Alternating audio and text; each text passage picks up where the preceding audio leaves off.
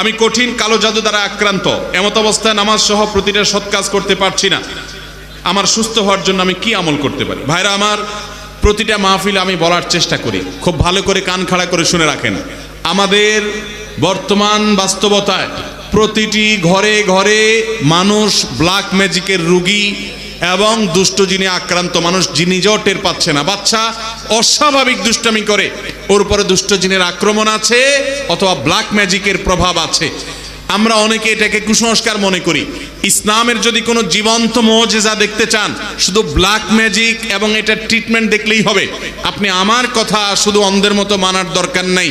আল্লাহর ওয়াস্তে যারা কোরআন হাদিসের আলোকে রুকিয়া করে, ঝাড়ফুঁক করে, এরকম দু চারজন ভালো ঝাড়ফুঁক, আবার ওই টাউটবাজ বা ফ্রড না, ভালো কোনো ঝাড়ফুঁককারী যারা কোরআন আয়াত থেকে ঝাড়ফুঁক করে, তাদের সাথে কিছুদিন থাইকে দেখেন। আমার এই দুই চোখ আমার জীবনে অগণিতবার আল্লাহর মিরাকল, কুদরত, কোরআনের যে মুজিজা, এটা দেখার তৌফিক আল্লাহ আমাকে দিয়েছে। কোরআন কিভাবে কাজ করে, জীবন্ত মুজিজা যদি আপনি দেখতে চান, আপনার বাসা ব্ল্যাক ম্যাজিক আছে, কোরআন দিয়ে ট্রিটমেন্ট করেন, আপনি আল্লাহর কুদরত দেখতে পারবেন।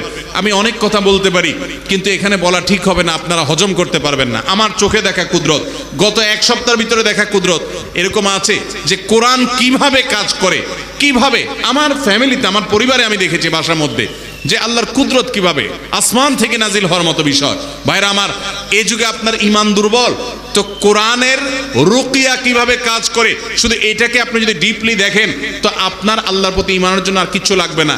সায়েন্স বা বিজ্ঞান এখনো পর্যন্ত জিনের অস্তিত্বকে অস্বীকার করে। কোরআনে সূরা জিন আল্লাহ তাআলা জিনের কথা বলছেন। এই একটা বিষয় আপনি শুধুমাত্র যদি জিনের অস্তিত্ব আপনি অনুভব করবেন, যদি নিয়ত করেন, আপনি জিনে ধরা, অনেক লোক আছে মানসিক রোগীকে জিনে ধরা রোগী বানায় দেয়, অনেকে আছে সুস্থ মানুষকে জিনে ধরা রোগী বানায় দেয়, সেগুলো ভিন্ন কথা। রিয়েল জিনে ধরা রোগী এরকম যদি দু চারটার কাছে আপনি যান, দেখেন, তো আল্লাহর কালাম যে মহাসত্য এবং আমাদের সংশয় যে ভিত্তিহীন, এটা বোঝার জন্য আপনার যথেষ্ট হবে।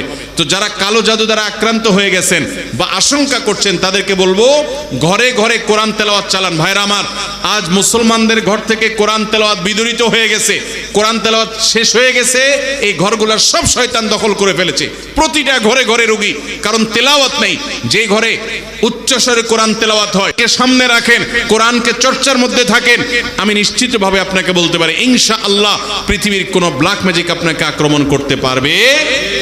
ব্ল্যাক ম্যাজিক থেকে বাঁচার জন্য আরেকটা গুরুত্বপূর্ণ আমল হলো আইয়ামে বীজের রোজা রাখা। চন্দ্র মাসের 13, 14, 15 এই 3 দিনে ব্ল্যাক ম্যাজিশিয়ানরা ম্যাজিক বেশি করে।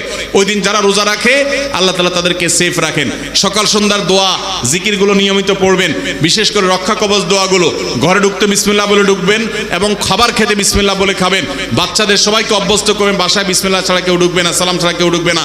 টয়লেটের দরজাগুলো সব বন্ধ করে রাখবেন, দোয়া পড়া ছাড়া ঢুকবেন না, দোয়া পড়া ছাড়া বেরোবেন না। ইনশাআল্লাহ দুষ্ট জিন থেকে এবং ব্ল্যাক ম্যাজিক থেকে হেফাজত থাকবেন। আল্লাহ আমাদের সবাইকে হেফাজত রাখুন।